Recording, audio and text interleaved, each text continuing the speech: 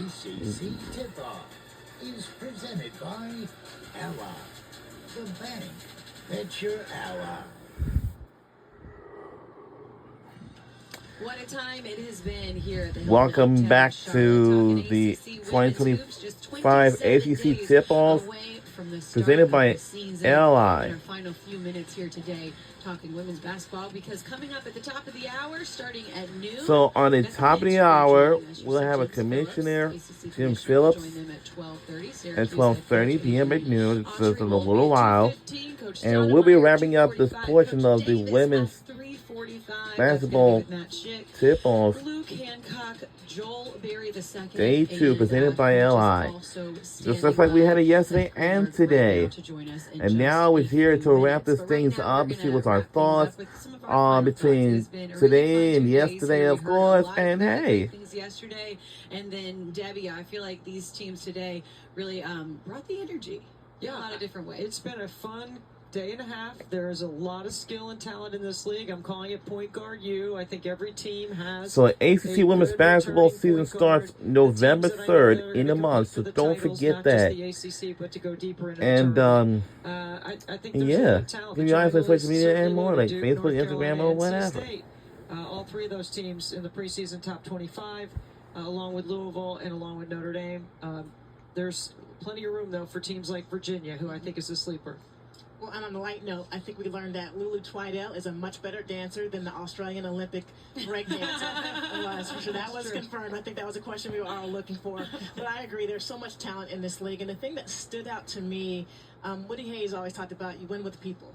And the quality and caliber of people that are on all of these rosters, it was so fun just seeing the interaction. I know it's early on, everyone is 0-0, so there are no losses on the docket, and everyone is hopeful for what's to come in this season. But it really just was remarkable to see the chemistry that is being built so quickly when you have roster turnover that we're experiencing across the country this year. I think we're looking at some freshmen like Emily Skinner and how they'll impact Duke's opportunity to go deeper into the NCAA tournament. They were 1 quarter away from being a Final Four team last year. Of course, NC State 2 years ago went. I think they have the capability of going back.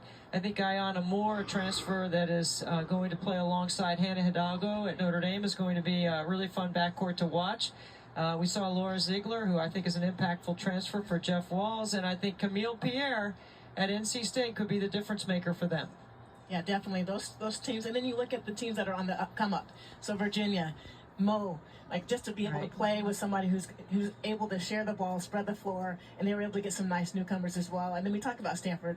Got a text from Tara Vanderveer, and she thinks Stanford's going to be really good this year. And so I think that those programs that have been to the top, to the precipice in the past, we'll start to see them revisit the NCAA tournament. It's competitive. Players yesterday, they seemed fired up. Yeah. No one's going undefeated in this league. I'm just going to say that right now. It's a hard league to do that in, and we cannot wait to get it all started. As we mentioned a couple times, 27 days until the start of the season. Some of those games not going to be close to home, going to be overseas. You heard Louisville talking about playing overseas in Germany with UConn. The non-conference schedule is going to be insane. Make sure you mark your calendar for the ACC SEC tip-off. That is always a fun one the first week of December. And that will do it. And we will eventually see y'all in the upcoming season for the women's basketball games in November next month. And we'll see you back here for the men's transition.